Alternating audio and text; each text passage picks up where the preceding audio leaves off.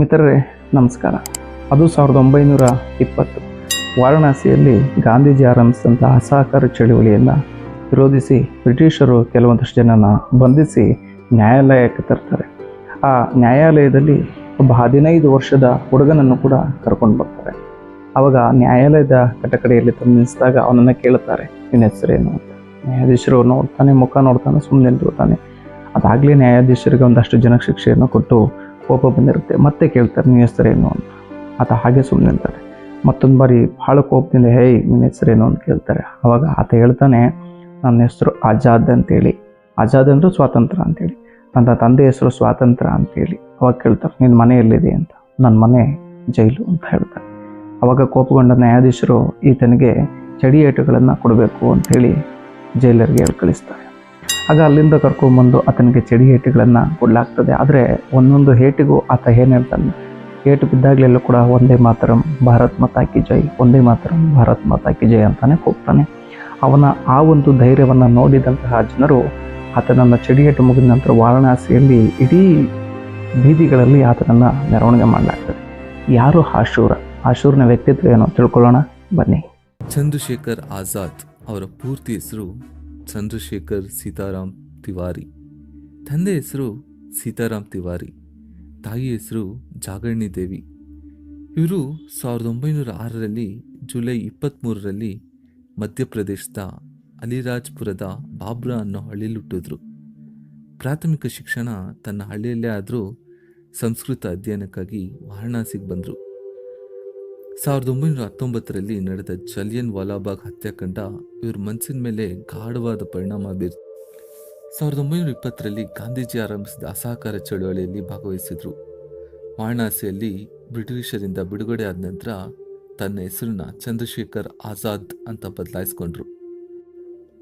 1922ರಲ್ಲಿ ಚೌರಿ ಚೌರಾದಲ್ಲಿ ಶಾಂತವಾಗಿ ನಡೀತಿದ್ದ ಮೆರವಣಿಗೆ ಮೇಲೆ ಬ್ರಿಟಿಷ್ ಪೊಲೀಸರು ಏಕಾಏಕಿ ದಾಳಿ ನಡೆಸಿದ್ರು. ಶಾಂತಿ ಮೆರವಣಿಗೆ ಹಿಂಸೆ ರೂಪ ತಾಳ್ತು. ಉದ್ರಿಕ್ತ ಗುಂಪು ಚೌರಿ ಚೌರದ ಪೊಲೀಸ್ ಠಾಣೆಗೆ ಬೆಂಕಿ ಹಚ್ಚಿತು. ಗಾಂಧೀಜಿ ಇದನ್ನು ಖಂಡಿಸಿ ಅಸಹಕಾರ ಚಳುವಳಿನ ಹಿಂಪಡೆದರು. ಚಂದ್ರಶೇಖರ್ ಆಜಾದ್ಗೆ ಇದರಿಂದ ಭಾರೀ ನಿರಾಸೆ ಆಯಿತು. ಶಾಂತಿ ಮಾರ್ಗದಿಂದ ಭಾರತದ ಸಂಕೋಲೆ ಬಿಡಿಸೋಕ್ಕಾಗಲ್ಲ, ಭಾರತದ ಸ್ವಾತಂತ್ರ್ಯಕ್ಕೆ ಕ್ರಾಂತಿ ಮಾರ್ಗನೇ ಸರಿ ಅಂತ ನಿಶ್ಚಯ ಮಾಡಿದ್ರು.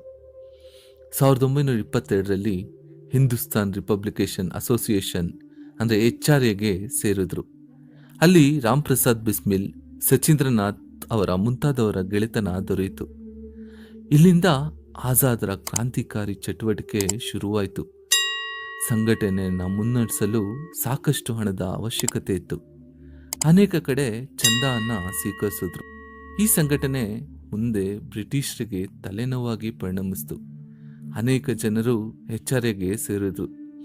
ಕ್ರಾಂತಿಕಾರಿ ಚಟುವಟಿಕೆಗಳಿಗೆ ಹಣದ ಅವಶ್ಯಕತೆ ಇದ್ದಿದ್ದರಿಂದ ರಾಮ್ ಪ್ರಸಾದ್ ಆಜಾದ್ ಒಂದು ಯೋಜನೆ ಹಾಕಿದ್ರು. ಅದೇ ಕಕೋರಿ ರೈಲು ದರೋಡೆ. ಈ ರೈಲಿನಲ್ಲಿ ತೆರಿಗೆ ರೂಪದಲ್ಲಿ ಸಂಗ್ರಹಿಸಿದ ಹಣವನ್ನು ಬ್ರಿಟಿಷ್ ಸಂಸ್ಥಾನಕ್ಕೆ ಕಳಿಸಲಾಗ್ತಾ ಇತ್ತು. ಈ ಹಣವನ್ನು ದರೋಡೆ ಮಾಡಲು HRA ತಂಡ ಸಜ್ಜಾಯಿತು.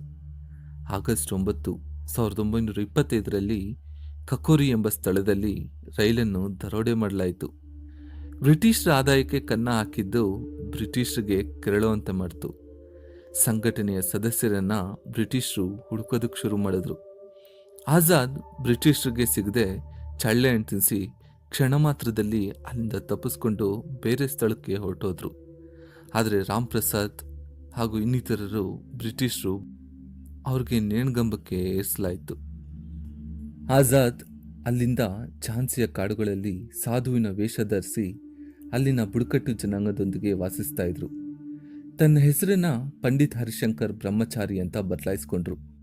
ಅಲ್ಲಿಯೇ ಗನ್ ಬಳಕೆ, ಬಾಂಬ್ಗಳ ತಯಾರಿಕೆ ಬಗ್ಗೆ ತಿಳ್ಕೊಂಡ್ರು.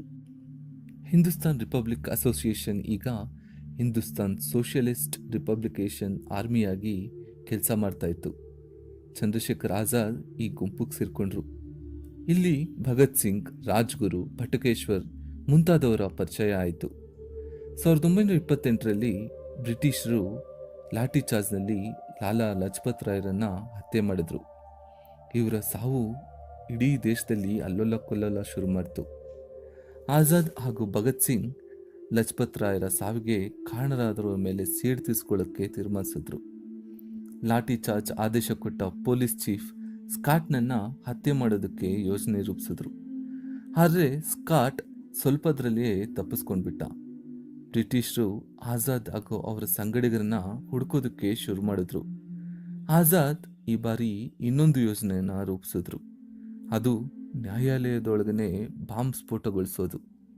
ಭಗತ್ ಸಿಂಗ್, ರಾಜ್ಗುರು, ಸುಖದೇವ್ ಇದಕ್ಕಾಗಿ ತಯಾರಿ ನಡೆಸಿ ನ್ಯಾಯಾಲಯದೊಳಗೆ ಬಾಂಬ್ಗಳನ್ನ ಎಸೆದು ಅಲ್ಲಿಂದ ತಪ್ಪಿಸಿ ಬ್ರಿಟಿಷರಿಗೆ ಸೆರೆ ಸಿಕ್ಕಿದ್ರು. ಆಜಾದ್ ಇವ್ರನ್ನ ಬಿಡಿಸೋದಕ್ಕೆ ತುಂಬಾನೇ ಪ್ರಯತ್ನ ಪಟ್ರು. ಆದ್ರೆ ಇವರಿಗೆ ಸರಿಯಾದ ಸಹಕಾರ ಸಿಗ್ಲಿಲ್ಲ. ಬ್ರಿಟಿಷರು ಕೂಡ ಆಜಾದ್ರನ್ನ ಬಂಧಿಸಲು ಸಾಕಷ್ಟು ಬಲೆ ಬೀಸಿದ್ರು. ಅವ್ರನ್ನ ಹಿಡಿದುಕೊಟ್ಟವ್ರಿಗೆ ಹಣದ ಅಂಶ ಒಡ್ಲಾಗಿತ್ತು. ಒಮ್ಮೆ ಆಜಾದ್ ತನ್ನ ಗೆಳೆಯನನ್ನ ಭೇಟಿ ಮಾಡೋದಕ್ಕೆ ಅಂತ ಅಲಹಾಬಾದ್ನ ಆಲ್ಬರ್ಟ್ ಪಾರ್ಕ್ಗೆ ಬಂದ್ರು. ಆಜಾದ್ನ ಜೊತೆಗಾರನೊಬ್ಬ ದುಡ್ಡಿನ ಆಸೆಗಾಗಿ ಬ್ರಿಟಿಷರಿಗೆ ಈ ಮಾಹಿತಿ ನೀಡಿದ್ದ. ಆಜಾದ್ ತನ್ನ ಗೆಳೆಯನೊಡನೆ ಮಾತಾಡ್ತಾ ಆಲ್ಬರ್ಟ್ ಪಾರ್ಕ್ನಲ್ಲಿ ಸುತ್ತಾಡ್ತಾ ಇದ್ರು.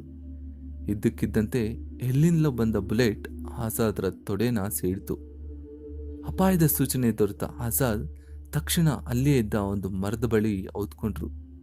ತನ್ನಲ್ಲಿದ್ದ ಗನ್ನಿಂದ ಪ್ರತಿದಾಳಿ ಮಾಡೋಕ್ಕೆ ಶುರು ಮಾಡಿದ್ರು. ಸುಮಾರು 80 ಜನ ಪೊಲೀಸರು ಪಾರ್ಕ್ನ ಸುತ್ತ ಸುತ್ತುವರೆದಿದ್ರು. ಆಜಾದ್ ತನ್ನ ಗೆಳೆಯನನ್ನ ಅಲ್ಲಿಂದ ತಪ್ಪಿಸ್ಕೊಂಡು ಹೋಗೋದಕ್ಕೆ ಹೇಳಿ ಅವನ ರಕ್ಷಣೆಗೆ ನಿಂತರು. ಅವ್ರ ಗೆಳೆಯ ಅಲ್ಲಿಂದ ತಪ್ಪಿಸ್ಕೊಂಡೋದ. ಆದರೆ ಆಜಾದ್ ಕಾಲಿಗೆ ಗುಂಡು ಬಿದ್ದಿದ್ರಿಂದ ತಪ್ಪಿಸ್ಕೊಳ್ಳಕ್ ಪೊಲೀಸರು ಗುಂಡಿನ ದಾಳಿ ನಡೆಸ್ತಾನೆ ಇದ್ರು. ಆಜಾದ್ ಕೂಡ ಬ್ರಿಟಿಷರ ಮೇಲೆ ಪ್ರತಿದಾಳಿ ನಡೆಸ್ತಲೇ ಇದ್ರು. ಆಜಾದ್ರಲ್ಲಿದ್ದ ಬುಲೆಟ್ಗಳು ಖಾಲಿ ಆಗ್ತಾ ಬಂತು. ಇನ್ನು ಅವ್ರ ಬಳಿ ಇದ್ದಿದ್ದು ಕೊನೆಯ ಒಂದೇ ಒಂದು ಬುಲೆಟ್. ಆಜಾದ್ ಅವ್ರಿಗೆ ತನ್ನ ಪ್ರತಿಜ್ಞೆ ಜ್ಞಾಪಕ ಆಯಿತು. ತಾನೆಂದೂ ಬ್ರಿಟಿಷರಿಗೆ ಬಂದಿಯಾಗೋದಿಲ್ಲ, ಸ್ವತಂತ್ರವಾಗಿ ಬದುಕದೆ ಸ್ವತಂತ್ರವಾಗಿ ಸಾಯ್ತೀನಿ ಅಂತ ನಿರ್ಧರಿಸಿದ್ರು. ಕೊನೆಯದಾಗಿ ತಾನು ಕುಳಿತಿದ್ದ ಜಾಗದ ಮಣ್ಣನ್ನು ಎತ್ಕೊಂಡು ಒಮ್ಮೆ ಕಣ್ಗುತ್ಕೊಂಡು, ತಾಯಿ ಭಾರತಿ, ಕ್ಷಮಿಸಿಬಿಡು. ಈ ನಿನ್ನ ಮಗ ನಿನ್ನನ್ನು ಈ ದಾಸ್ಯ ಸಂಕೋಲನೆಯಿಂದ ಬಿಡ್ಸಕ್ಕಾಗ್ಲಿಲ್ಲ. ಇನ್ನೊಂದು ಜನ್ಮ ಎತ್ತಿಯಾದರೂ ನಿನ್ನ ಋಣ ತೀರಿಸ್ತೀನಿ ಅಂತ ಭೂತಾಯಿಗೆ ನಮಸ್ಕರಿಸಿದ್ರು. ಗನ್ನಲ್ಲಿದ್ದ ಕೊನೆಯ ಬುಲೆಟ್ನಿಂದ ತನ್ನ ತಲೆಗೆ ಗುರಿಯಿಟ್ಟು ಶೂಟ್ ಮಾಡಿಕೊಂಡ್ರು. ಆಜಾದ್ ಕಡೆಯಿಂದ ಗುಂಡಿನ ಶಬ್ದ ನಿಂತು ಹೋದ್ರೂ ಬ್ರಿಟಿಷರಿಗೆ ಇನ್ನೂ ಅವ್ರ ಬಳಿ ಹೋಗೋದಕ್ಕೆ ಧೈರ್ಯ ಬಂದಿರಲಿಲ್ಲ. ಇನ್ನೂ ಅವರು ಗುಂಡಿನ ದಾಳಿ ನಡೆಸ್ತಾನೇ ಇದ್ರು. ಸುಮಾರು ಅರ್ಧ ಗಂಟೆ ನಂತರ ಬ್ರಿಟಿಷರು ನಿಧಾನವಾಗಿ ಆಜಾದ್ರ ಬಳಿ ಬಂದು ನೋಡಿದ್ರು. ಆಜಾದ್ರ ಪ್ರಾಣಪಕ್ಷಿ ಹಾರೋಗಿತ್ತು. ಫೆಬ್ರವರಿ 27, 1931ರಲ್ಲಿ ಕ್ರಾಂತಿಕಾರಿ ಆಜಾದ್ ಅಸುನೀಗಿದ್ರು. ಬ್ರಿಟಿಷರಿಗೆ ಸಿಂಹ ಸ್ವಪ್ನವಾಗಿ ಕಾಡಿದ್ದ ಚಂದ್ರಶೇಖರ್ ಆಜಾದ್ರ ಹೆಸರು ಭಾರತದ ಇತಿಹಾಸದ ಪುಟಗಳಲ್ಲಿ ಅಜರಾಮರವಾಗಿದೆ. ಆಜಾದ್ ತನ್ನ ಪ್ರಾಣವನ್ನು ಅರ್ಪಿಸಿದ ಜಾಗದಲ್ಲಿ ಅವರ ವಿಗ್ರಹವನ್ನು ನಿಲ್ಲಿಸಲಾಗಿದೆ.